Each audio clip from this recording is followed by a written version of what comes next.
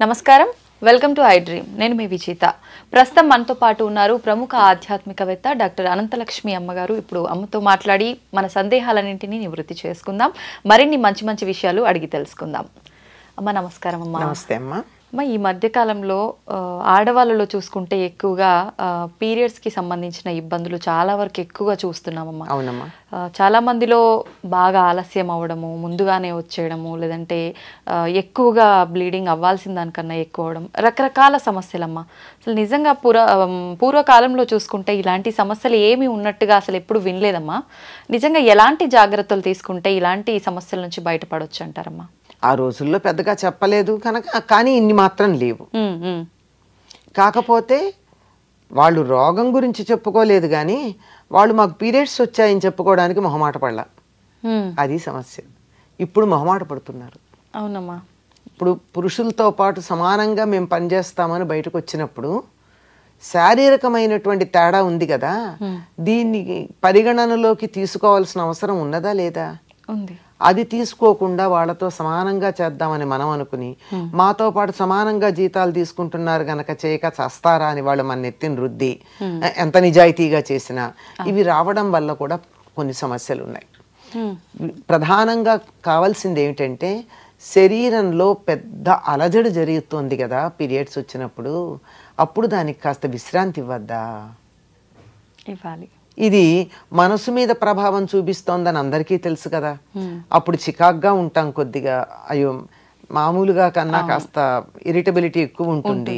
Corporate ఆఫీసుల్లో కూడా చాలా బాగా అనుకుంటూ ఉంటారు, అమ్మాయి ఎందుకు వాళ్ళ అనవసరంగా చికాకు పడుతుంది, మేబీ షీఈస్ డౌన్ అని మాట్లాడుకుంటూ ఉంటారు. అంత ఇదిగా ప్రవర్తనలో తేడా తెలుస్తోంది మనం చెప్పకపోయినా. దానికి చెప్పుకుని హాయిగా ఆరోగ్యంగా ఉండొచ్చు కదా అని నేనంటాను. ఎందుకా మొహమాటం? ఇక్కడి నుంచి మొదలవుతోంది. అసలు ఇది కూడా సహజమైందే కదా, ప్రకృతిలో భాగమే కదా. దీన్ని మనం దూరంగా ఎందుకు ఉంచాలి అనేటటువంటిది ఫస్ట్ టైం మెచ్యూర్ అయినప్పుడు మొదలవుతోంది కదా. అక్కడ మొదలయ్యి మమ్మల్ని విడిగా ఎందుకు కూర్చోబెడతారు, మేము నలుగురితోనే ఉంటాం, స్కూల్కి వెళ్ళిపోతామని వెళ్ళిపోయిన పిల్లలు కూడా ఉన్నారు ఫస్ట్ టైం మెచ్యూర్ అయినప్పుడు కూడా. We take care and we go అని. కానీ అది తర్వాత ఎంత ఎఫెక్ట్ ఇస్తుంది అన్నది వాళ్ళకి అర్థం కావట్లే. అప్పుడు శరీరంలో పెద్దగా మార్పు వచ్చినప్పుడు ఆ మార్పుని తట్టుకోవడానికి శరీరానికి కొంత విశ్రాంతిని ఇవ్వాలి కదా. అలా ఇవ్వడానికి మన వాళ్ళు అమ్మాయిని దూరంగా కూర్చోబెడతారు, ఏం పని చెప్పరు. ఒక 10 రోజుల పాటు అమ్మాయి చేత ఏ పని చేయించరు కదా. అవునమ్మా. 11 రోజులు అయ్యే వరకు ఏ పని చేయించరు, ఎందుకంటే ఆరోగ్యంగా ఉండాలి అని. పైగా ఆహార నియమాలు పాటిస్తారు. ఇప్పుడు అది పాటించట్లేదు కదా. ఈ ఆహార నియమాలు పాటించి ఈ కాస్త అప్పుడు శ్రమ పడకుండా ఉండడం అన్నది మొదటి నుంచి అలవాటు చేసినట్టయితే ఆ 3 రోజులో 4 రోజులో ఈ రకాలైనటువంటి ఇబ్బందులు రావు. ఎటువంటి ఆహార నియమాలు పాటించాలి? అప్పుడు మొదటిసారి అయినప్పుడు మాత్రం ఉప్పు కారం పులుపు లేనటువంటి ఆహారం పెట్టాలమ్మా. ఇప్పటికి కూడా డిస్టర్బెన్స్ ఉన్నటువంటి వాళ్ళకి ఆ పీరియడ్స్ టైంలో డైజెషన్ కూడా తేడా వస్తుంది. రెండు కలిపి ఉంటాయి. అంటే దీనికి దానికి సంబంధం ఉందని అర్థమవుతోంది కదా. కనుక ఇది కరెక్ట్ చేయడం చాలా తేలిక, డైజెషన్. కనుక దీన్ని సర్దుకుందాం, అప్పుడు అది కూడా సర్దుబాటు అవుతుంది. కనుక మొదటి 3 సార్లు అమ్మాయికి పులగం అన్నం తప్ప మరొకటి పెట్టేవాళ్ళు కాదు పూర్వం. పులగం అంటే కిచిడీ కాదు, బియ్యము, పెసరపప్పు, జీలకర్ర, మిరియం, అంతే. ఉప్పు ఉండదు, నెయ్యి, కారం లేదు. నెయ్యి, కారం కావాలంటే అందులో ఉన్న మిరియం గింజే, నంచుకునేటందుకు బెల్లం. బెల్లంలో కొంచెం ఉప్పు కూడా ఉంటుంది పంచదార కన్నా, అంతే. నంచుకునేందుకు బెల్లం. ఇలా రాత్రిపూట పాలన్నం, పెరుగేరు మళ్ళీ. ఎందుకనమ్మా పెరుగు ఎందుకు తినకూడదు ఆ టైంలో? పెరుగు పులుపు, తర్వాత ఒంటికి చలవ చేసేస్తుంది పెరుగు. అంత చలవ అప్పుడు అవసరం లేదు, అందుకని పెరుగు వేయరు. ఇప్పటికి కూడా బాగా పల్లెటూళ్ళల్లో పాడి పంట ఉన్నవాళ్ళు రాత్రి పాలన్నం తింటారు, పగలు పెరుగన్నం తింటారు. చాలా మంచిది రాత్రి పెరుగు తినకుండా ఉండడం. అందువల్ల అటువంటి ఆహారం పెట్టాలి.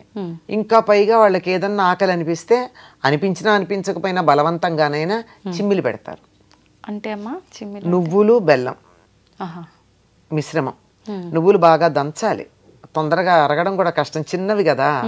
అందుకని దంచి నువ్వులు బెల్లము, వీలైతే ఎండు కొబ్బరి వేసి దంచి చక్కగా ఉండలు చేసి చిమ్మిలి అంటారు.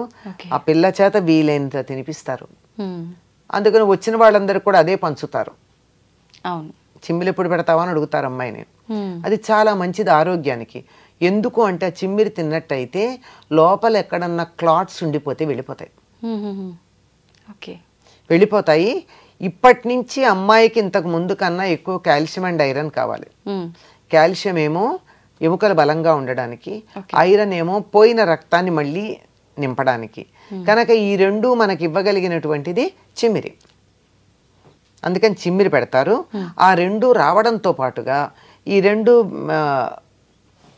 నువ్వులు బెల్లం కలిపినటువంటి దానికి కలిగించే వేడికి లోపల ఎక్కడన్నా క్లాట్స్ మిగిలిపోతే వెళ్ళిపోతాయి. ఈ క్లాట్స్ మిగిలిపోతే కదా చాలా రకాలైన అనారోగ్యాలు వచ్చేది. అవునమ్మా. అందుకని ఫ్లష్ అవుట్ అవ్వకపోవడం వల్ల కనుక అది పెడతారు. ఇంతవరకే ఆహారం. ఇంకా ఏదన్నా కావాలనిపిస్తే ఉప్పు వెయ్యకుండా గారె చేసి పెడతారు, అంతే. తీపి తినొచ్చు, ఉప్పు కారాలు లేకుండా ఎన్ని రకాల తీపి అయినా తినొచ్చు. ఇది అప్పటి నియమం. మొదటి 3 సార్లు గనక పాటించగలిగినట్టయితే ఆ సమయంలో నొప్పి వస్తూ ఉంటుంది. మన వాళ్ళు తెలుగులో చక్కగా చెప్తారు, ముట్టు కడుపు నొప్పి అంటారు.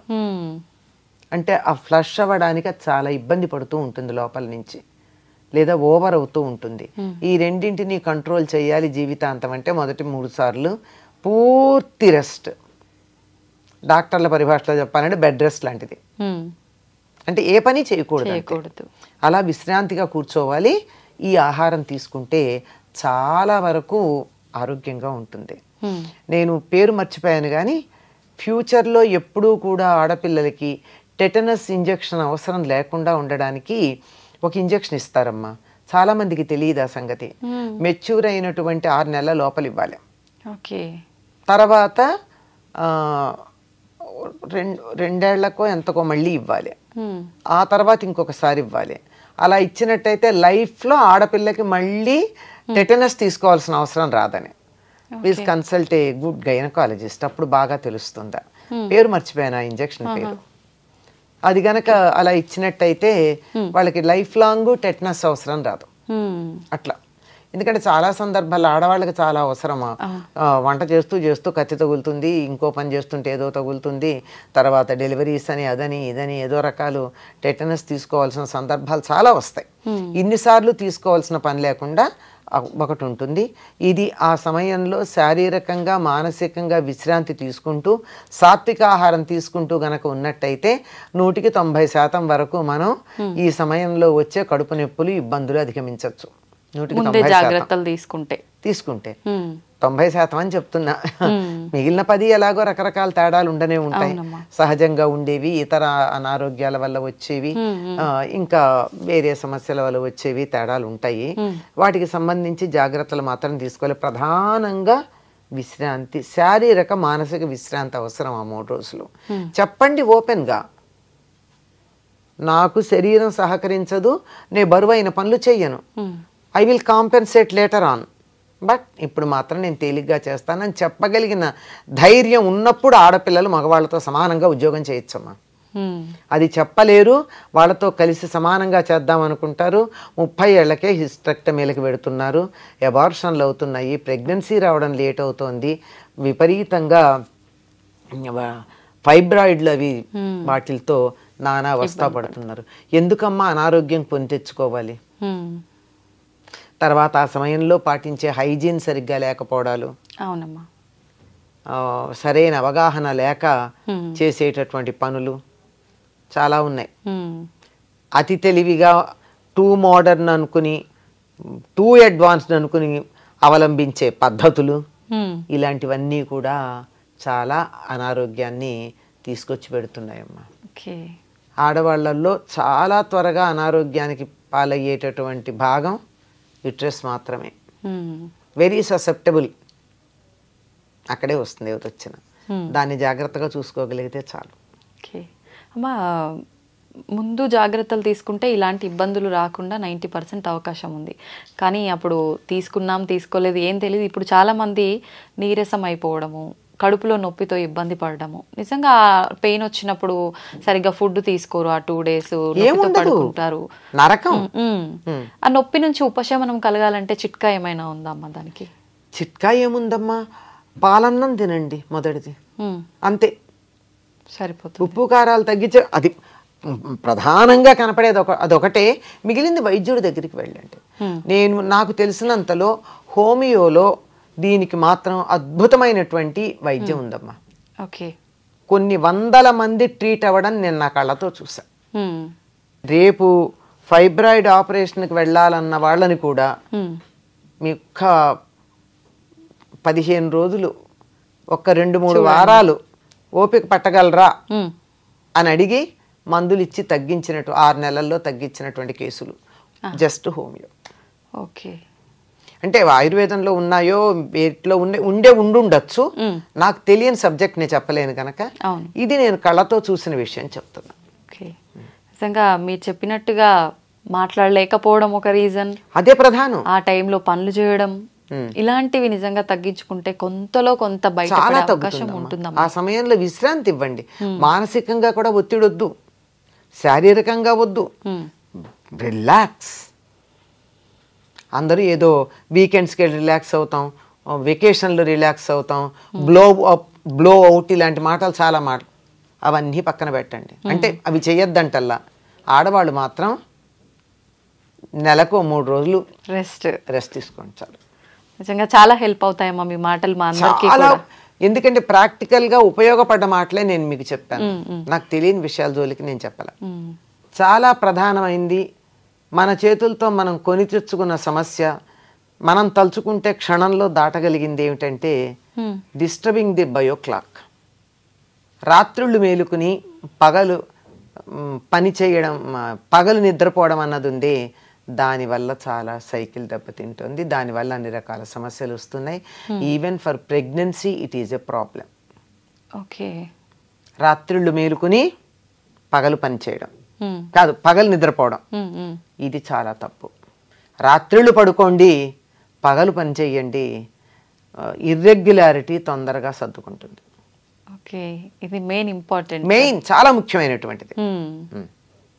మనం తీసుకునే ఫుడ్ ఎంత ఇంపార్టెంటో నిద్ర కూడా అంతే ఇంపార్టెంట్. నిద్ర కదా, బయో క్లాక్. నిద్రపోవడం ఎంత అన్నది కాదు లెక్క, రాత్రి మేలుకోవడం, పగలు మార్చేయడం. సంతోషం అమ్మా, ధన్యవాదాలు.